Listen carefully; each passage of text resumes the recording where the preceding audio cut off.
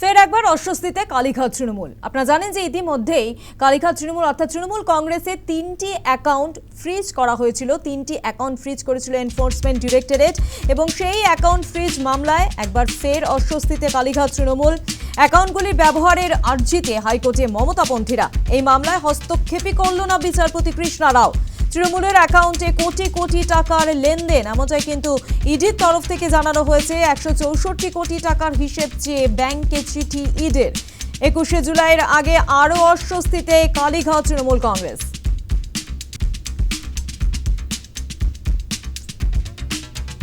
এই বিষয় নিয়ে আমরা আরো বিস্তারিত জানবো। ফোন লাইনে রয়েছে আমাদের প্রতিনিধি মৌমিতা মিত্র। মৌমিতা, ঠিক কি জানা যাচ্ছে? জানি যে তৃণমূল কংগ্রেসের 3টি অ্যাকাউন্ট এইচডিএফসি ব্যাংকের সেই অ্যাকাউন্ট ফ্রিজ করা হয়েছে এনফোর্সমেন্ট ডিরেক্টরেটের তরফ থেকে এবং ইডির যেটা বক্তব্য যে এই অ্যাকাউন্ট থেকে বেশ কিছু অবৈধ লেনদেনের হদিশ মিলেছে এবং যে কারণে সেই অ্যাকাউন্টগুলো ফ্রিজ করা হয়। 164 কোটি টাকার হিসেব চেয়ে পাঠানো হয়েছিল সংশ্লিষ্ট ব্যাংকের কাছ থেকে এবং ওই অ্যাকাউন্টগুলি ব্যবহারের দাবি জানিয়ে কলকাতা হাইকোর্টের দ্বারস্থ হয়েছিল কালীঘাট তৃণমূল এবং সেখানে গত সপ্তাহে বিচারপতি সৌগত ভট্টাচার্য তিনি নির্দেশ দেন যে স্পেশাল অফিসার নিয়োগ করা হয়েছিল একজনকে এবং তার মাধ্যমে অ্যাকাউন্ট থেকে টাকা তোলা যাবে। তবে যেটা দেখা গেল আজকে এই সংক্রান্ত মামলার শুনানিতে বিচারপতি কৃষ্ণা রাও তিনি কোন রকম হস্তক্ষেপ করেননি।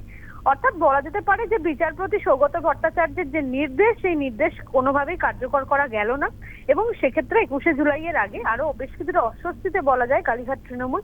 তার কারণ বিচারপতি এই মামলায় হস্তক্ষেপ না করায় অ্যাকাউন্ট ব্যবহারের ক্ষেত্রে আবারও ধাক্কা খেতে হলো কালীঘাট তৃণমূলকে এবং ইতিমধ্যে অরূপ বিশ্বাস তিনি অ্যাকাউন্ট ফ্রিজ করার দাবি জানিয়ে চিঠি লিখেছিলেন এবং পরবর্তী ক্ষেত্রে এনফোর্সমেন্ট ডিরেক্টরেট তারা তদন্ত করে 3টি অ্যাকাউন্ট ইতিমধ্যে ফ্রিজ করা হয়েছে। তবে কলকাতা হাইকোর্টের গত সপ্তাহের যে নির্দেশ সেই নির্দেশের পরিপ্রেক্ষিতে কিন্তু আজকে বিচারপতি কৃষ্ণা রাও তিনি কোন রকম হস্তক্ষেপ করেননি। সেক্ষেত্রে এই যে স্পেশাল অফিসার নিয়োগ বা যেভাবে অ্যাকাউন্ট ফ্রিজ করার ক্ষেত্রে যে শর্তগুলি দেওয়া হয়েছিল কলকাতা হাইকোর্টের তরফ থেকে সেই ক্ষেত্রে কিন্তু আরো বেশ কিছুটা সমস্যা তৈরি হলো বলা যায় এবং এই অ্যাকাউন্ট ব্যবহারের ক্ষেত্রে যে প্রয়োজনীয় নির্দেশিকা সেখানেও কিন্তু বেশ কিছুটা ধাক্কা খেতে হলো কালীঘাট তৃণমূলকে এবং সব মিলিয়ে এই অ্যাকাউন্ট ব্যবহারের ক্ষেত্রে যে আবেদন করা হয়েছিল, অ্যাকাউন্ট খোলার যে আবেদন করা হয়েছিল কালীঘাট তৃণমূলের তরফ থেকে সেই আবেদন খারিজ করে দিল কলকাতা হাইকোর্ট। ধন্যবাদ মৌমিতা। অ্যাকাউন্ট ফ্রিজ মামলায় অস্বস্তিতে কালীঘাট তৃণমূলের 3টি অ্যাকাউন্ট ফ্রিজ করেছে ইডি এবং অ্যাকাউন্টগুলির ব্যবহারের আর্জিতে হাইকোর্টে মমতাপন্থীরা। এই মামলায় হস্তক্ষেপই করল না বিচারপতি কৃষ্ণা রাও। তৃণমূলের অ্যাকাউন্টে কোটি কোটি টাকার লেনদেন, এমনটা ইডি মারফত খবর। অন্যদিকে আপনাদের জানাবো যে 164 কোটি টাকার হিসেব চেয়ে ব্যাংকে চিঠি দেয় এনফোর্সমেন্ট ডিরেক্টরেট। 21শে জুলাইয়ের আগে অর্থাৎ 21শে জুলাইয়ের আগে আরও অস্বস্তিতে কালীঘাট তৃণমূল। অ্যাকাউন্ট ফ্রিজ মামলায় অস্বস্তিতে কালীঘাট তৃণমূল।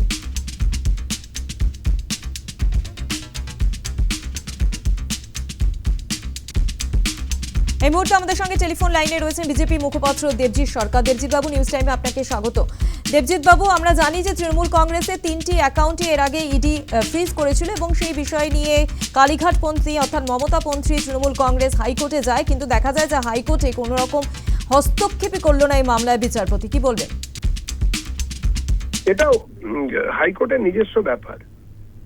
এই বিষয়ে কোনো কথা এই মুহূর্তে আমাদের তরফ থেকে বলা উচিত হবে না। কিন্তু একটা কথা ঠিক, যে টাকা নিয়ে আজকে বিভিন্ন তৃণমূলের মধ্যে বিভিন্ন পন্থা দেখা দিচ্ছে, সেটা কোনো নীতি আদর্শের পন্থা নয়।